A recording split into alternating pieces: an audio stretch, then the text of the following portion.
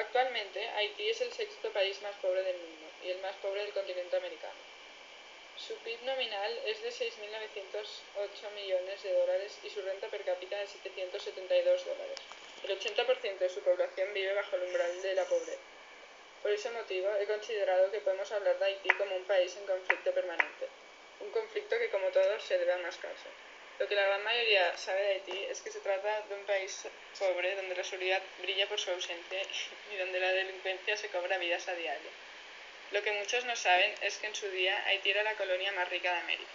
La gran riqueza agrícola y la explotación de esclavos permitían un intercambio comercial favorable a la región caribeña. ¿Qué pasó entonces para que la región más rica de América acabara encabezando el ranking de países pobres del continente? Aunque pueda parecer exagerado, para entender el porqué de la situación actual de Haití, es necesario remontarse al siglo XVIII, cuando en 1789 Haití se convirtió en la primera colonia en abolir la esclavitud y 15 años después consiguió la independencia. Por aquel entonces la mayor parte de la población haitiana eran esclavos.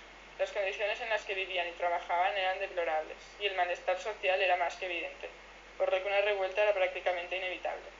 Haití fue el primer país en prohibir la esclavitud. Sin embargo, la mayoría de libros de historia atribuyen ese logro a Inglaterra, que lo hizo en 1807, 18 años después. Este hecho es una prueba clarividente del desdén al que ha sido sometido Haití desde sus inicios como nación independiente. Un menosprecio que se hace todavía más evidente si tenemos en cuenta que Estados Unidos tardó 60 años en reconocer a Haití como nación. En agosto de 1791, 2 años después de conseguir la abolición de la esclavitud, se inició una revuelta que finalmente condujo a la plena independencia de la nación en 1804. Los esclavos haitianos, con sus precarios recursos, vencieron a las 50 naves llenas de soldados que Napoleón había enviado para reimplantar la esclavitud en Haití. Los negros rebeldes derrotaron a Francia y conquistaron la independencia nacional y la libertad, pero semejante atrevimiento les costaría muy caro. Se trataba de un acontecimiento histórico, pues nunca antes un pueblo se había liberado de la esclavitud y había formado una nación. Además, se trataba de la primera nación gobernada por hombres de raza negra, a quienes entonces se consideraba incapaces de gobernar. En aquella época el racismo era una realidad más que extendida, y grandes figuras políticas del momento no tenían problema en hacer declaraciones como las siguientes.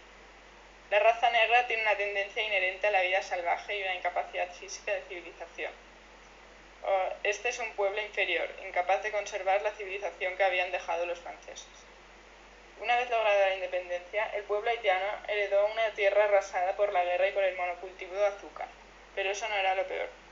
El nuevo país estaba rodeado de colonias cuyas economías se basaban en el esclavismo, por lo que a las potencias imperialistas no les interesaba en absoluto que sus colonias siguieran el ejemplo del rebelde Haití. Fue entonces cuando empezó el aislamiento de la recién nacida nación. Tanto Estados Unidos como Europa iniciaron un bloqueo a la región caribeña. Ni se le compraba, ni se le vendía, ni se le reconocía. Haití era considerado una amenaza, el mal ejemplo, y en Brasil se denominaba haitianismo al desorden y a la violencia. La situación de aislamiento comportaba la falta de recursos para educar a la población, así como el fin del comercio internacional y el paso a una economía de subsistencia. Estas condiciones se mantuvieron hasta el siglo XX, y el resultado fue una población con un 80-90% de analfabetismo, una nula capacidad industrial y con una imposibilidad de comerciar sus productos con el extranjero. Según afirma Brian Page, profesor y presidente del Departamento de Antropología de Miami, el aislamiento significó esencialmente que Haití nunca tuvo la oportunidad de avanzar con las civilizaciones circundantes de la región. Además, a esta situación hay que añadir los efectos de una serie de gobernantes despóticos y corruptos, que como en gran parte de Latinoamérica no hicieron más que agravar la situación de pobreza del país, pero la diferencia es que Haití partía de un nivel de analfabetismo y pobreza mucho mayor. Además del asedio al que fue sometido Haití, es necesario remarcar como factor relevante a la hora de entender la situación actual la indemnización millonaria que Francia le exigió como compensación por los daños ocasionados con su independencia. Los haitianos vencieron a las tropas de Napoleón y ni Europa ni Francia, sobre todo, perdonaron semejante humillación y por ese motivo hicieron que el nuevo país naciera endeudado.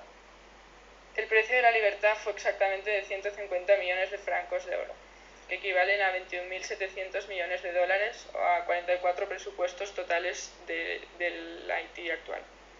La deuda no se acabó de pagar hasta 1938, pero para entonces Haití ya pertenecía a los bancos estadounidenses, que habían ocupado el país en 1915 con el pretexto de restablecer el orden.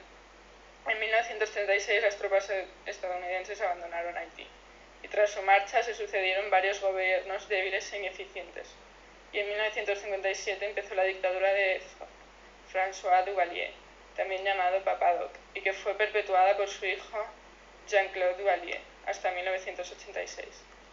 Actualmente la población de Haití sigue siendo en su mayoría analfabeta. Sus habilidades son escasas, lo cual no es atractivo para las industrias.